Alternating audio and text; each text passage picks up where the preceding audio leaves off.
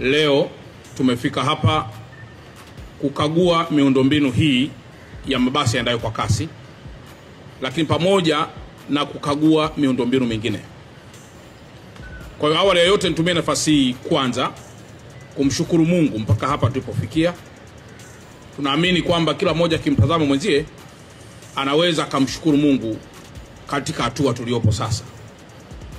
Lakini jambo la pili la muhimu ni mshukuru sana Amiri Jeshi Mkuu na Rais wetu wa Jamhuri ya Muungano wa Tanzania, kwanza kwa yeye mwenyewe kushika tena madaraka haya kwa awamu ya pili, lakini pia kuendelea kuiunda serikali.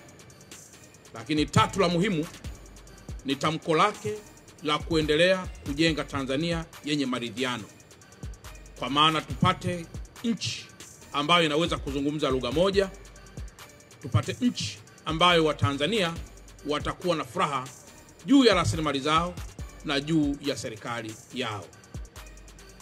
Ndugu zangu wananchi na waandishi wa habari kwa ujumla, hapa nyuma yangu ni sample ya basi ambalo limevunjwa vioo, litaka kuchomwa, lakini ikiwa ni muendelezo pia wa mabasi mengine ya UDART ambayo pia yalichomwa. Na kwa sasa serikali inaendelea na tathmini kuhusiana na kiwango hicho cha uharibifu wa miundombinu ya serikali, miundombinu ya watu binafsi, lakini pamoja pia na wale wengine ambao wamepata madhara katika maisha na katika mambo mengineyo. Ni wajibu sasa sote tuweke hasira zetu kando, tujenge taifa letu. Leo tuko kwenye hii barabara ya Mbagala, lakini kuna barabara ya BRT1, hii ni BRT2. Barabara ya BRT1 inayotoka Gerezani na kwenda mpaka kule Kimara. Vituo vingi vya mwendo kasi vimeharibiwa.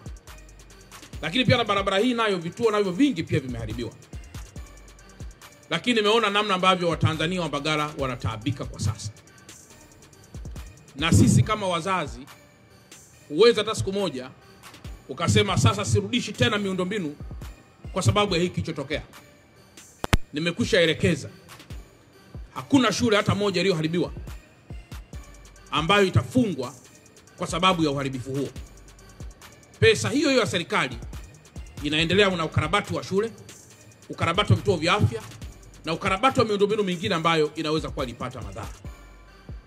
Lakini sambamba na hilo, tumemsikia mkuu wa wilaya ya Temeke anaomba kwamba usafiri huu urudi barabarani. Na sisi tulipaki hapa, na ni washukuru sana vyombo vya dola, jeshi la polisi, jeshi la wananchi Tanzania.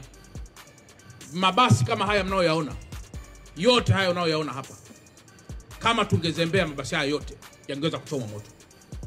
Sasa kwa kuwa maombi ya mkuu wa wilaya, na yeye ndiye anayekaa hapa panaona wananchi wake wanavyotaabika.